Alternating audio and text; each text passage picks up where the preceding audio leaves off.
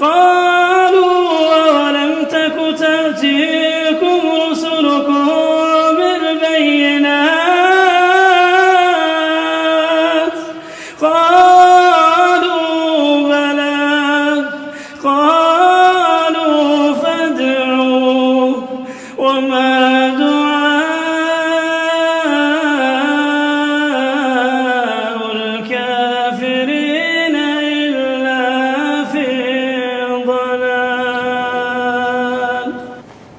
Ustaz, bagaimana caranya menyadarkan saudara kita yang berkata, kenapa tidak boleh atau tidak mau menghadiri kajian dari ustaz awam?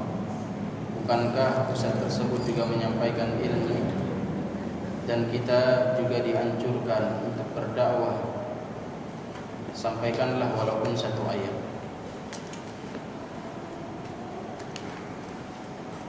Kaum muslimin yang dimuliakan oleh Allah Subhanahu wa taala, kenapa tidak boleh menghadiri kajian dari ustaz awam? Ustaznya aja awam. Gimana mau dihadiri kajiannya? Atau maksudnya ustaznya orang awam? Dilihat juga ustaznya.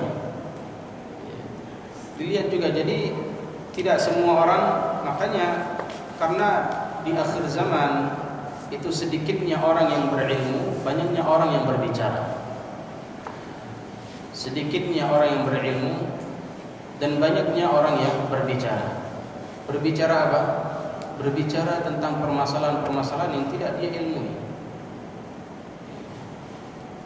Atau disebut dengan kasarnya ruwaibidah. Siapa itu? Rajulun tafi yatakallam fi amril 'ammah. Orang bodoh yang berbicara dalam permasalahan-permasalahan yang besar. Dia nggak pernah belajar, ya, tapi berbicaranya sudah tinggi. Jadi dalam hal ini kita mengatakan kepada saudara-saudara kita yang masih sembarangan di dalam belajar, kita ketika belajar agama itu harus milih-milih ustaz. Tidak boleh tidak pilih ustaz. Harus pilih-pilih ustaz. Artinya siapa saja ustaz yang berpemahamannya Al-Quran dan Sunnah ala fahmi salaf, itu ustaz yang kita pilih, siapapun dia.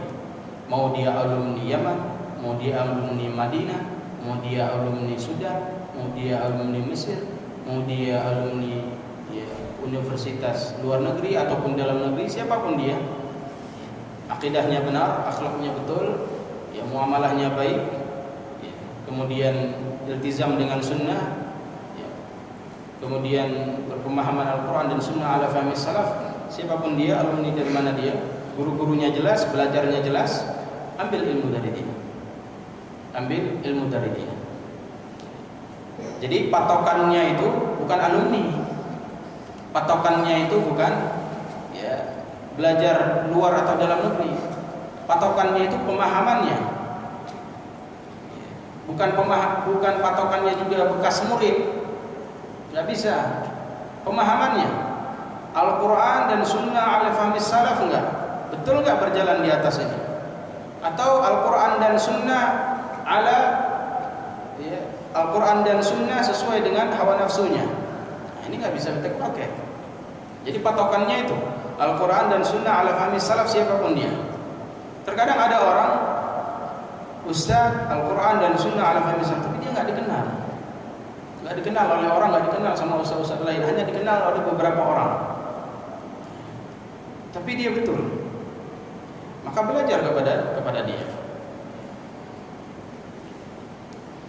Jadi harus memilih ustaz, artinya memilih bukan buat kelompok, bukan buat ya kubu, bukan. Tapi melihat si ustaz ini berpemahaman benar atau tidak. Kalau ada pemahaman-pemahaman yang jeleneh, ini jangan dihadiri kajiannya.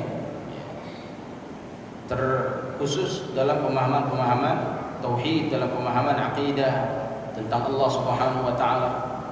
Kalau ada yang dari ustaz tentang sifat Allah ditakwilnya, ditahrifnya itu sudah bahaya. Kalau ada seorang ustaz tidak beriman tentang istiwanya Allah Subhanahu wa taala di atas arsy, sudah selesai. Itu permasalahan-permasalahan yang urgen, permasalahan-permasalahan yang pokok.